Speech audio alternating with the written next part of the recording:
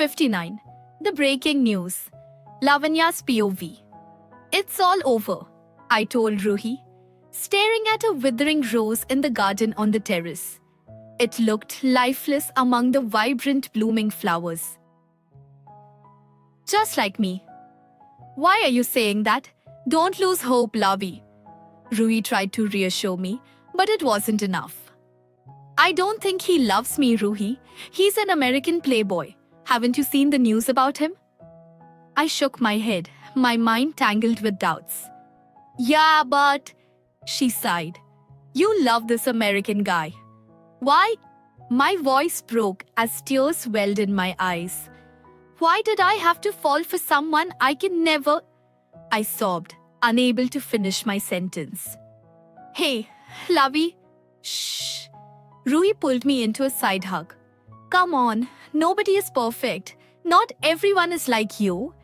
She paused. You fell for him. And that's not your fault. Love doesn't follow logic. It just happens. You can't control your heart. She turned her gaze toward the city. Think about it. Virat sir loves you.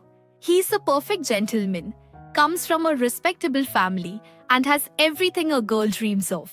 But despite all that, you never truly loved him. You respect him, you like him, but it never turned into love. And that's something you can't force. You have to be honest with yourself about what you feel for both of them. I don't know if Dawson loves you, but the way he treats you, it's obvious he cares. Is that enough, Ruhi? I asked, looking at her through tear-filled eyes. I care for Virat sir too. I care for you. I would do anything for both of you. But despite all the respect and admiration I have for Virat sir, I still don't love him. It's just friendship and nothing more. I exhaled shakily. And now I feel like a liar. I'm letting this engagement happen knowing I don't love him. How can I make him happy when I know I never will? Ruhi's eyes widened. Wait. What? Engagement? When did this happen? She looked at me in complete shock. I shook my head hopelessly. In 3 days. What? How? But you... Oh my God, you don't have time at all. She started pacing, lost in thought. I know. It's all happening so fast. I don't even have time to process it. Our parents are so excited and Virat sir seems happy. So happy. Everyone's happy except me. I buried my face in my palms. And if I tell the truth now, it will crush them. I can't do that to them. My voice trembled. If I say no, I'll be selfish. Just to make myself happy, I'll be breaking everyone's hearts. But if I go through with it, I'll be the one suffering. Either way, someone loses. I mumbled my last words into my hands, barely able to speak them aloud. And Mr. Dawson, I don't think he feels anything more than friendship for me. Ruhi sighed, placing a hand on my shoulder. I understand, Lavi, I really do. But this is your life. Don't just think about everyone else. Your happiness matters too. If you're not happy with Virat sir, how can your parents ever be truly happy? I shook my head. I don't know. Sometimes everything feels so right and other times everything feels so wrong.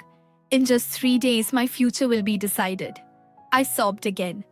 Shh. Ruhi hugged me tightly and I let my tears fall freely, allowing myself to cry without restraint. During lunch, I sat alone in the canteen, absently stirring my cold coffee. Virat sir approached, his face glowing with enthusiasm as he spoke about the success of the ad. So, it was a great day for me. This is a good time for us, actually. My work was appreciated by everyone. You did amazingly well in the ad, and in just 3 days we'll be engaged. Everything is falling into place. I'm happy. He looked at me expectantly, waiting for a smile, but I wasn't in the mood. I couldn't fake it. His own smile slowly faded. What is it, Lavanya? You don't look happy. Nothing. I'm just a little exhausted, I replied, still stirring the straw in my drink. Or maybe I'm just overwhelmed. You don't seem exhausted. You seem off, he observed. No, I'm fine. It's just that everything is happening so fast. I haven't even had time to process it. Mama suddenly told me about the engagement, and I wasn't expecting it to happen so soon. I don't know if it's. What are you trying to say? He cut me off, his expression turning serious. What do you mean by suddenly and so soon? You're not having second thoughts, are you? No, I'm not. It's just. Do you still love me, Lavanya? His sudden question stopped me mid-sentence. A tense silence settled between us. I stared at him in shock, while he looked at me, waiting for an answer. Well, why are you asking me that? I deflected. That's not an answer, Lavanya. His voice was colder now. I blinked, feeling guilty. I'm sorry, but I just want to understand what made you ask me that. Your behavior, he sighed. You used to blush and smile when I spoke to you. Lately, I don't see that anymore. And when I say, I love you, I expect you to say it back. The other day, Ruhi asked us how you confessed your feelings, how you told me I love you for the first time. And that's when I realized, you never have, not even once. His words hit me hard. He's right. I've never said I love you to Virat sir. Do you even love me, Lavanya? Even for a single moment in a day? His voice was heavy with hurt. My silence wasn't making it any better. Truth or another lie? Without thinking, I began speaking. I wasn't in love with you, but I really liked you from the very beginning, sir. You're a gentleman, and I've always felt lucky and blessed to have your love. God has been so kind to me for bringing you into my life, and I'm truly grateful. You've always been there for me, but I hesitated, my heart pounding as I realized the weight of my words. But Virat sir's expression was one of disbelief, like he already knew what I was about to say but couldn't accept it. But what, Lavanya? You're not breaking up with me, are you? Oh no. He already looked so heartbroken. How am I supposed to tell him? But I opened my mouth, then closed it. Again, I tried to speak, but nothing came out. After everything we've been through, don't tell me you don't love me anymore and that you don't want to get married. His voice wavered, his eyes glistening. Please. Why does he have to cry? Why? This can't be happening. Tell me, this is just a bad dream. Just a nightmare. Say something, Lavanya, he pleaded. I opened my mouth, but I still hadn't found the right words. Tell me. He suddenly slammed his hands on the table between us, making me gasp in fear. You can't insult my feelings like this. You haven't even said, I love you to me yet. Before our engagement, I need to hear those 3 words from you. There was a warning in his eyes, and for a moment, just a moment, I thought I finally had a reason not to marry him. But then, he lowered his head and spoke again, his voice raw with emotion. I love you so much, Lavanya. He inhaled deeply. I just can't live without you. I want to be with you as soon as possible. Forever. Forever. He exhaled shakily. But you? Don't you think you're being unfair to me? You've been acting so distant lately. I need to know what you feel for me, Lavanya, because I can't read your mind anymore. Your eyes used to say so much, but now it feels like you're hiding something. I don't know what it is, but it doesn't feel right. It's driving me crazy, so please, just speak. His honesty only made me more confused, more torn. No solution, no peace. Can I have a few minutes to think? The moment the words left my lips, I realized how ridiculous they sounded. Oh no. He frowned at me, utterly bewildered. What? Then, as if piecing things together, he added, Since when do you need time to talk about your feelings? It's just 3 words. If you feel it, you say it. If you don't, you don't. I blinked nervously. No, I actually need to go to the washroom. I lied. I'll meet you in half an hour.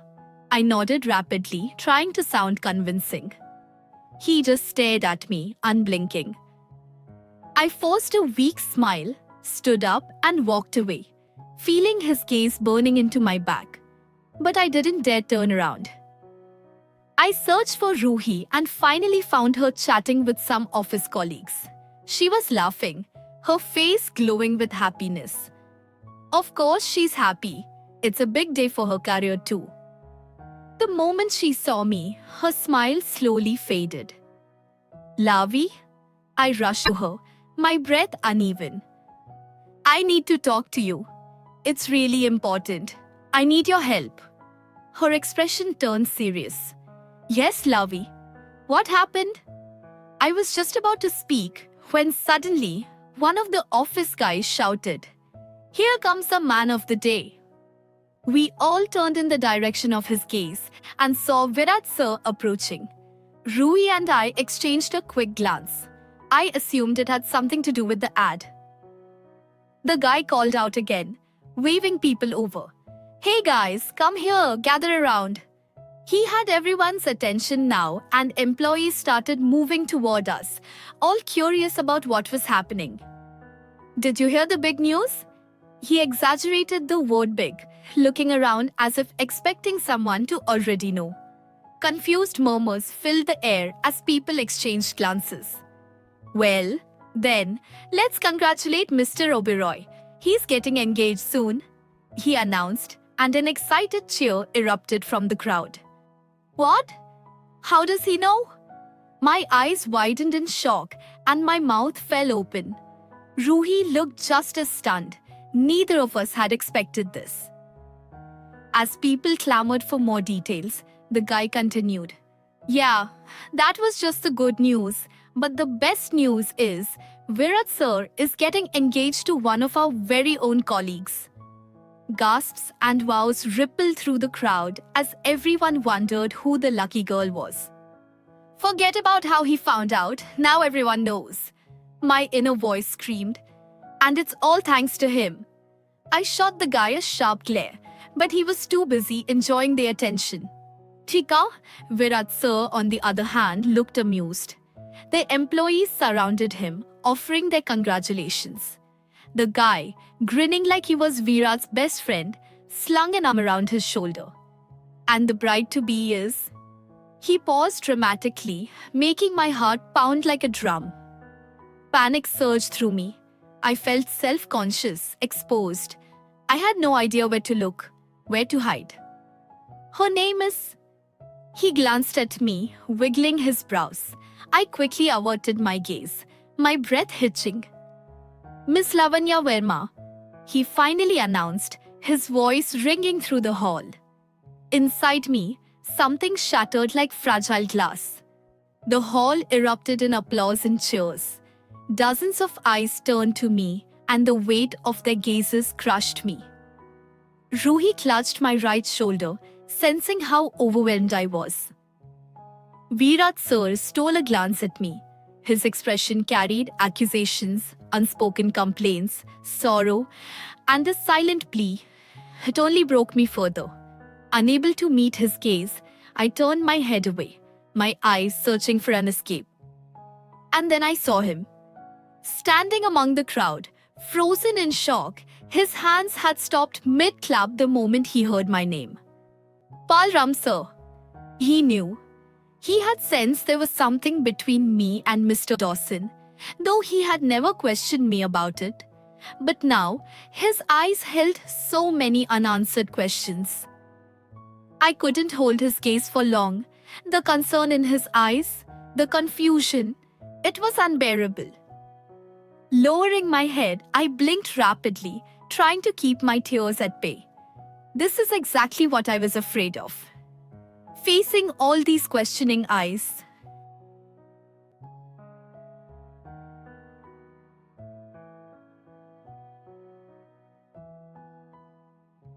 Jackie's POV. I was just finalizing a plan to tease Lavanya when a knock interrupted my thoughts.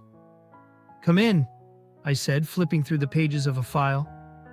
The moment I saw Miss Ruhi Jha step into my office, I let out an irritated huff. "What the hell are you doing here again, Miss Jha?" "Sir, I need to talk to you. It's really important and urgent," she said firmly. "Again?" I shot Ruhi an exasperated glare. "Yes, again," she replied unfazed. "Is this related to work?" I asked sharply, raising a brow. "Well, sir, this is about—" "Just answer yes or no, Miss Jha." I cut her off. She hesitated for a moment before responding. "No, sir, it's not, but—" "Then you can leave, Miss Jha." I dismissed her, shifting my attention back to the file on my desk. "I don't have time for pointless drama." "But sir, this is really important for you." "Oh, really?" I let out a short, mocking chuckle.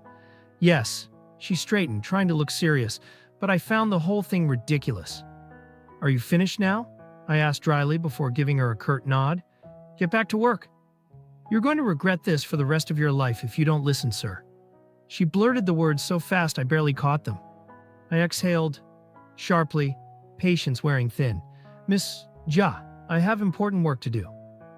This is a crucial time for the company, and you should be at your desk instead of wasting my time."